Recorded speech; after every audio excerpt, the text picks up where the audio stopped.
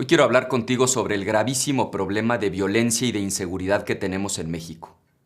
Pero todas y todos sabemos que para resolver cualquier problema, en este caso el de la inseguridad y la violencia, el primer paso es tomarlo en serio.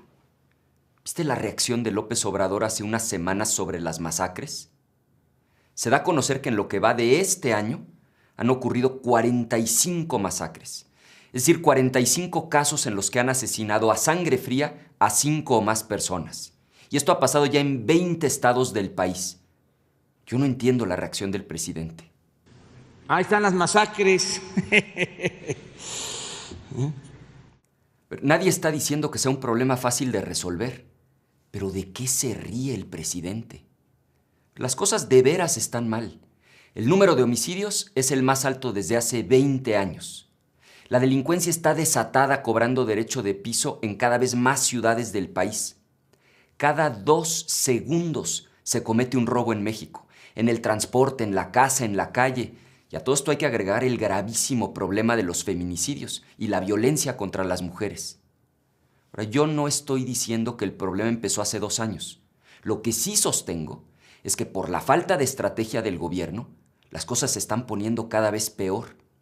Y es que otra vez, la gran mentira, la farsa del populismo, es que los problemas complejos como este se pueden resolver con formulitas simplonas. El problema de fondo con este gobierno son 2 cosas. Primero, es una combinación de falta de estrategia y de insistencia terca en la militarización, que claramente no ha funcionado. Y segundo, el problema de gobernar a base de ocurrencias. Eso de abrazos y no balazos, con todo respeto, es una ocurrencia verdaderamente absurda. Y luego, ¿de dónde sacaron que si tratas bien a los delincuentes, ellos se portan mejor y baja la violencia? O sea, fue López Obrador a Badiraguato. Se bajó de su camioneta para saludar de mano a la mamá del Chapo. Cuando ya estaba detenido Ovidio, el hijo del Chapo, López Obrador ordenó liberarlo. Yo ordené que se detuviera ese operativo. ¿Cómo no le van a tomar la medida a los delincuentes? Hay quienes piensan que la inseguridad ya llegó a tal nivel que no tiene remedio. Estoy en absoluto desacuerdo. Una estrategia inteligente, no esta bola de ocurrencias, y mucha perseverancia, disciplina, orden en la ejecución, claro que puede llevarnos a recuperar la paz y la tranquilidad. Pero al tema específico del narcotráfico, por lo complejo que es, le quiero dedicar todo el video de la próxima semana. Pero hoy déjame tratar de responder 2 preguntas. ¿Por qué es difícil resolver el problema de violencia que tenemos? Pero segundo, ¿cómo sí lo podemos arreglar? El problema que tenemos en México es algo que los especialistas llaman equilibrio de bajo nivel. O sea, en palabras simples, es un círculo vicioso del que es bien difícil escapar. La explicación va más o menos así. En México se cometen muchos delitos, como asaltos, extorsiones, robos. Segundo, esos delitos explican que haya mucha violencia. La violencia del que con pistola en mano sube al micro, la violencia del que amenaza, lastima, mata.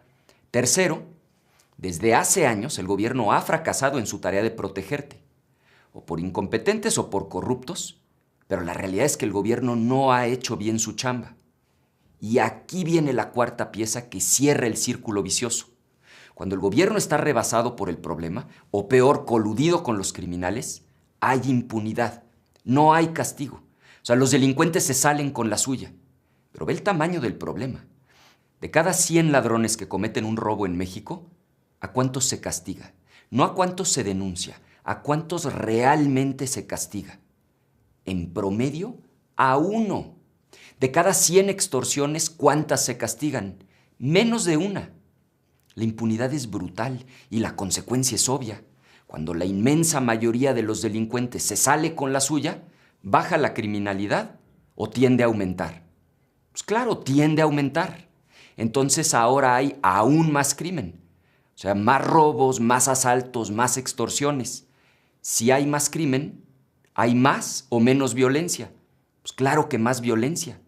Y si los gobiernos, las fiscalías, el poder judicial siguen sin hacer bien su chamba, por ineptitud o por falta de recursos o por corrupción, pues los delincuentes se siguen saliendo con la suya. Es una historia de nunca acabar. Por eso los especialistas lo explican como un círculo vicioso. Y el problema no termina ahí. Hay factores estructurales que lo refuerzan aún más. La desigualdad extrema, la pobreza, especialmente la urbana, el desempleo. Pero aquí hay que hacer una aclaración muy importante. No es que quien vive en la pobreza comete más delitos, claro que no. Chiapas es el estado con más pobreza y sufre menos violencia que otros estados más ricos, como por ejemplo Baja California. No, lo que hay que entender es que el crecimiento desordenado de las ciudades, la pobreza urbana, el desempleo y especialmente la desigualdad extrema, sí refuerzan el círculo vicioso en el que nos encontramos. Y todo esto me lleva a la segunda pregunta. ¿Cómo arreglamos el problema? ¿Cómo recuperamos la paz y la tranquilidad? Pues primero rompiendo ese círculo vicioso. En el capítulo 5 del libro profundizo mucho en esto.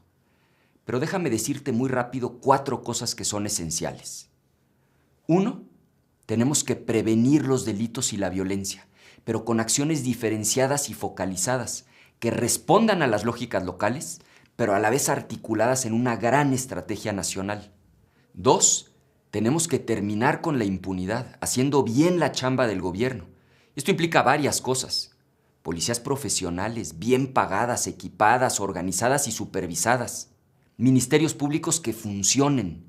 Necesitamos capacidad para investigar los delitos, especialmente los del crimen organizado. Tercero, urge consolidar y profundizar la reforma al sistema de justicia y hacer de la readaptación social una realidad. Cuarto, invertir recursos suficientes, pero con honestidad y rendición de cuentas. El objetivo es clarísimo: vivir en paz. Y la paz, claro que es vivir sin violencia, pero tener paz va mucho más allá. Tenemos también que hacernos cargo de las víctimas, de la mamá que perdió a su hija, del papá que no encuentra a su hijo, del comerciante extorsionado, de la niña que fue abusada. El mensaje central que quiero dejarte es que seguir con más de lo mismo no tiene sentido. Decía Einstein que la locura consiste en hacer lo mismo una y otra vez y esperar resultados diferentes. Tenemos que cambiar la estrategia fallida. Haciendo lo correcto, te garantizo que sí podemos construir un México seguro y en paz. Gracias por tu tiempo.